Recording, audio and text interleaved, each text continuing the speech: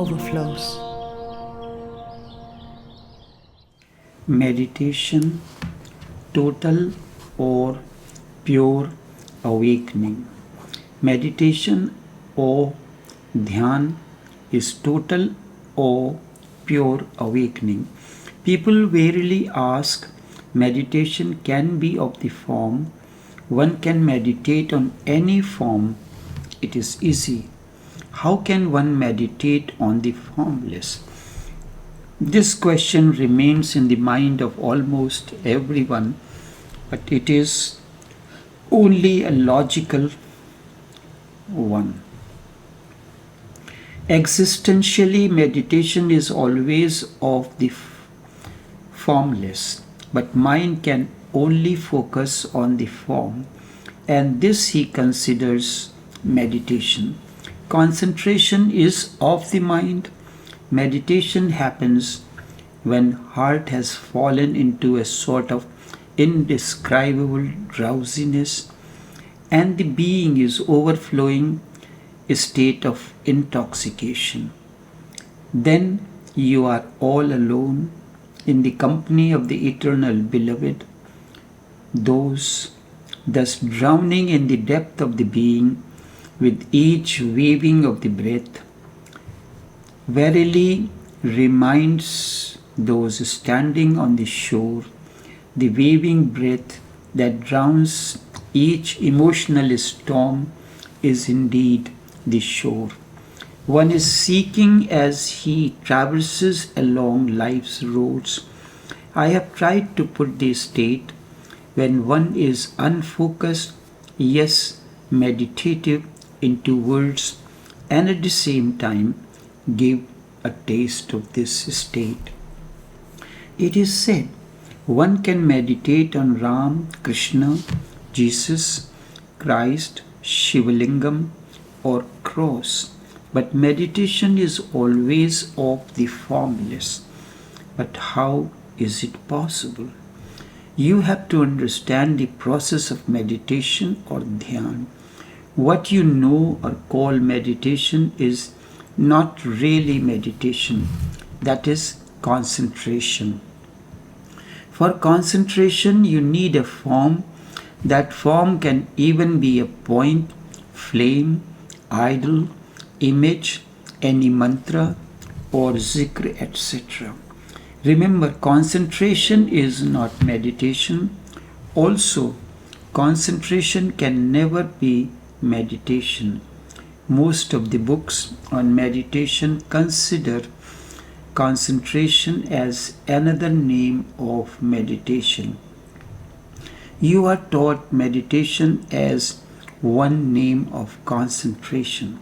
Seems those books are written by those who have not realized meditation. Concentration is staying focused at one point. It is very important in science.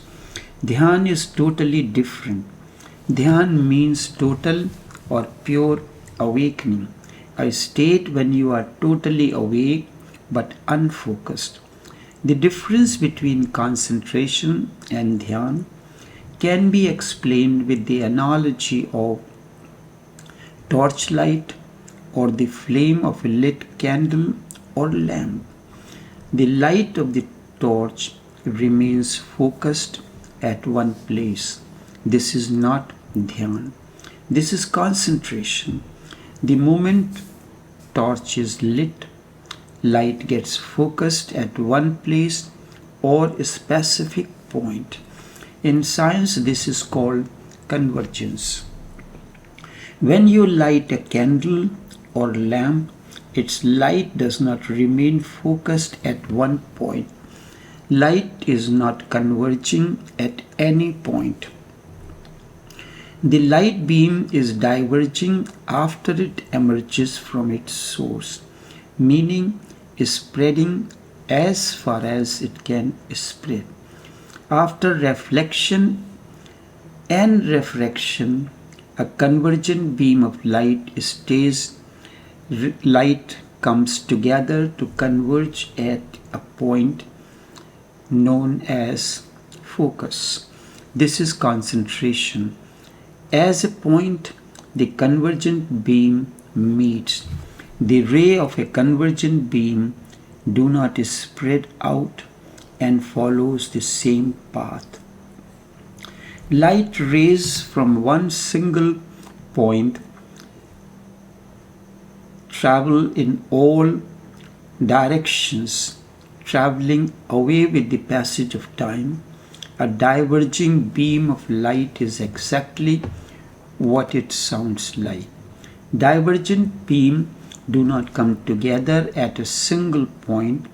The ray in a divergent beam spreads out and takes separate courses. A converging beam focuses at one point while the diverging beam spreads all around, illuminating everything in the surrounding. When beam converges like that of a torchlight, focus is one and the rest remains in dark. When a lamp or the candle is lit, its light diverges or spreads in all directions, illuminating the entire surrounding. This is why Buddha mentioned his monks, be a light unto yourself. Dhyan is pure flame of awakening. Dhyan is witness, aware of all that is in the surrounding. You are listening to me. This listening can happen in two ways. If you are new, listening to me for the first time, you will listen attentively. You may have come from far, may be tired of the journey. You will not want to miss even a single word. One who is here for some time, he is soaked in the mystical intoxication of this place, is familiar of the energy field, familiar of voice modulation, choice of words, their interplay, and things like these. He will not remain focused. Instead, he is floating in the mystical energy field prevailing there. However, he will listen meditatively. In concentration, mind will converge at one point. He will narrow his attention to only my words.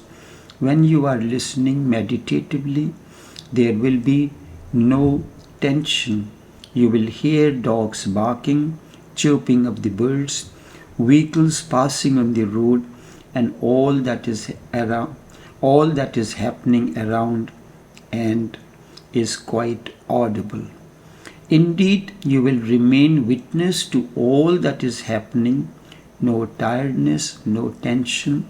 There will remain an unexplainable freshness. Heart will remain pure and innocent. You do not have to meditate on formless. It is not effort or your doing.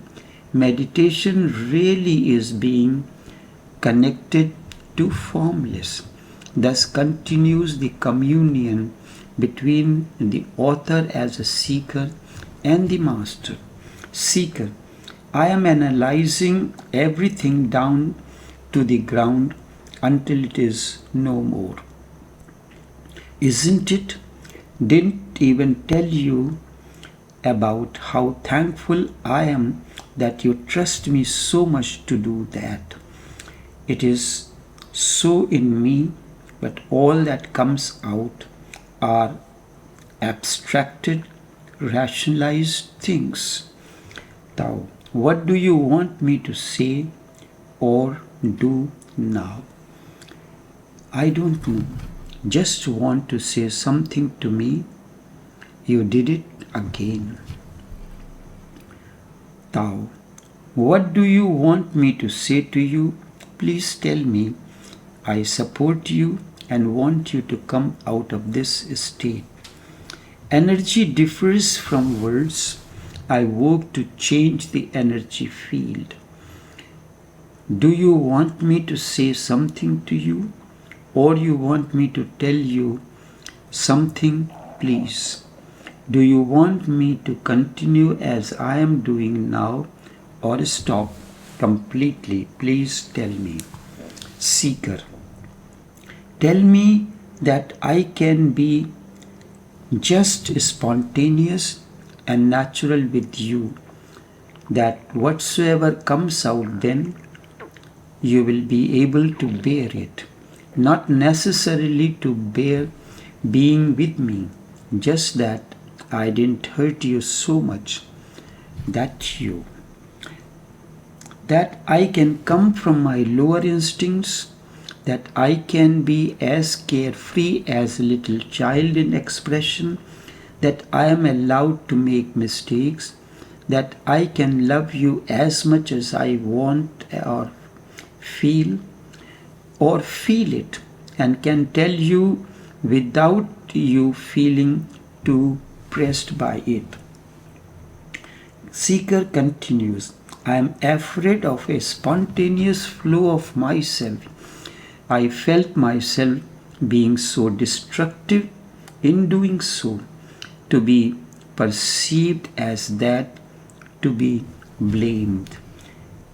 Tao. You are very dear to me. You were closed. Now you are opening up each day. And with each interaction, you are spontaneous and natural at times. But your mind has too many things. I want to free you up so that you can be natural and spontaneous. The seeker. Again crying my eyes out. So tell me, Tao, I can be just naive, tell what I want to tell, run into every mistake that awaits me, trust you to the bones, although I don't know where the journey is going to and in which ways. Is that okay with you? Enough for now.